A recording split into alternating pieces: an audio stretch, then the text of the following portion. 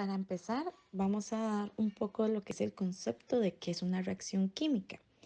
En los enlaces químicos entre átomos, estas siempre se van a romper y estas forman nuevos enlaces. Este proceso siempre van a intervenir dos tipos de sustancias. Las que tenemos inicialmente se conocen como reactivos y las que se obtienen de ellas después de la reacción química. De estas se llaman los productos.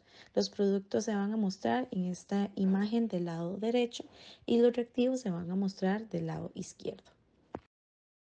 Reacciones químicas vamos a tener dos clasificaciones, la tradicional y la actual.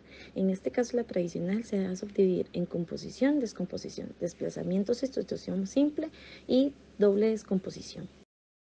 Empezamos con composición. Composición es el fenómeno químico que a partir de dos o más sustancias se pueden obtener otras sustancias con propiedades diferentes. En esta reacción, los átomos que forman compuestos para dar productos. Ejemplo, el AB van a representar elementos que me van a conformar un conjunto. En la clasificación de la descomposición, son aquellos compuestos que a partir de un compuesto se forman dos o más sustancias. En este caso podemos ejemplificarlo con el AB que me va a representar un compuesto. Esto se va a descomposicionar en A más B, dando lugar a sus elementos respectivos de la composición original. El desplazamiento o sustitución simple. Esta es una reacción en la que el elemento se sustituye por otro dentro del mismo compuesto. Acá lo podemos observar. A es una sustancia simple, B es una sustancia que se encuentra compuesta. Esta se va a desplazar a C en sustancia compuesta más B como una sustancia simple. A y B se separan para que A se forme un compuesto con C. Doble descomposición. En estas reacciones de doble sustitución hay dos centros que reaccionan e intercambian uno de sus sustituyentes. Acá tenemos el ejemplo de doble sustitución donde AB es un compuesto y CD es un compuesto e intercambian sus elementos para hacer una composición diferente. Una reacción de precipitación es aquella en la que se produce la forma de una fase sólida en el seno de una disolución, de modo que normalmente sea tan rápido que no se pueden formar cristales únicos. La reacción de precipitación se utiliza a menudo para la separación e identificación, tales como análisis cualitativo y determinación como análisis cuantitativo de iones. Como segunda clasificación actual tenemos la ecuación molecular, ¿qué es una ecuación molecular? Una ecuación molecular es una ecuación química equilibrada en la que los compuestos iónicos se escriben como fórmulas neutras en lugar de forma de iones. Como tercera clasificación actual tenemos la ecuación iónica.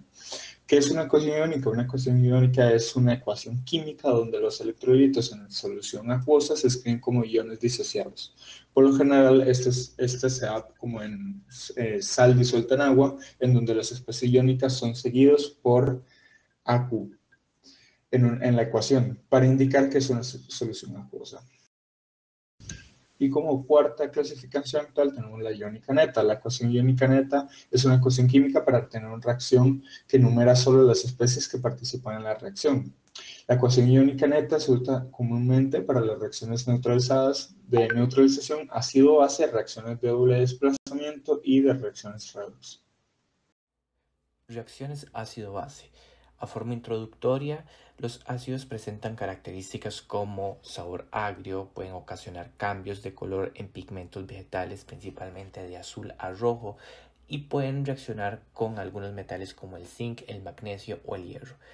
Ahora, características de las bases, estas van a tener un sabor amargo, son resbaladizas, ocasionan cambios de color en pigmentos vegetales de rojo a azul principalmente y pueden ser conductores de electricidad en disoluciones acuosas. La forma en que se clasificaban según Arrhenius, él decía que un ácido producía iones de hidrógeno en una solución acuosa y que una base más bien producía OH en una solución acuosa.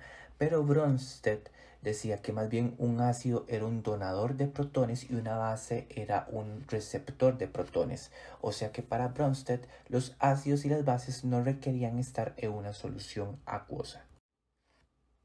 Hay tres tipos de ionización. Los ácidos monoprotónicos, estos por cada unidad de ácido se va a liberar un ion de hidrógeno. Los ácidos diprotónicos, por cada unidad de ácido van a liberar más bien 2 iones de hidrógeno en 2 etapas. Y los ácidos triprotónicos, por cada unidad de ácido más bien van a liberar 3 iones de hidrógeno en 3 etapas diferentes. Y la neutralización ácido-base a forma muy resumida, las reacciones acuosas ácido-bases se va a formar un agua y una sal. Tal y como lo vemos en el ejemplo, el ácido fluorhídrico va a reaccionar con el hidróxido de potasio acuoso y va a formar un fluoruro de potasio y agua. Por último tenemos las reacciones óxido-reducción o bien conocidas como redox. Estas mismas son las reacciones químicas que ocurre un intercambio de electrones entre los átomos o moléculas involucrados. Ese intercambio lo podemos ver reflejado en el cambio de estado de oxidación de los reactivos, el cual más adelante vamos a ver en una tabla. Este reactivo que cede electrones experimenta una oxidación y el que los recibe una reducción. Es por eso que reciben el nombre de óxido-reducción. Es importante destacar dos definiciones importantes. Entre ellas está primero el agente oxidante, que es la especie química que reduce. Entonces por ello va a ganar electrones. Aquí el número de oxidación disminuye. Y luego está el agente reductor, que es la especie química que se oxida y por ello va a perder los electrones. En este caso, su número de oxidación va a aumentar. Primeramente tenemos las reacciones de formación. Básicamente su estructura sería A más B, va a realizar un producto AC. Estas reacciones combinadas son reacciones que combinan dos o más elementos para formar un compuesto, como lo decía anteriormente. Se parecen mucho o básicamente son casi lo mismo a las de las reacciones tradicionales de composición. Como segunda reacción redox tenemos los que son de descomposición. Básicamente es lo opuesto a las reacciones de formación. Este se va a ver con un producto C, se va a descomponer en dos sustancias o elementos más simples. Otra de las reacciones redox sería la de combustión. Esta se da debido a que una sustancia A reacciona con el oxígeno y nos da un producto P. Por lo general, en esta reacción se da una liberación de luz y calor para producir una flama. Un ejemplo es como el que tenemos acá, que es el del gas propano, que es un componente del gas natural que usamos para cocinar, que al reaccionar con el oxígeno produce una flama que nos da como resultado el agua y el dióxido de carbono. Y por último tenemos las reacciones de desplazamiento, que estas ocurren cuando un ion o átomo de un compuesto se reemplaza por un ion o átomo de otro elemento. Estas vendrían siendo de desplazamiento simple y se dividirían en tres categorías, que serían la de desplazamiento del hidrógeno, desplazamiento de metal y desplazamiento de halógeno.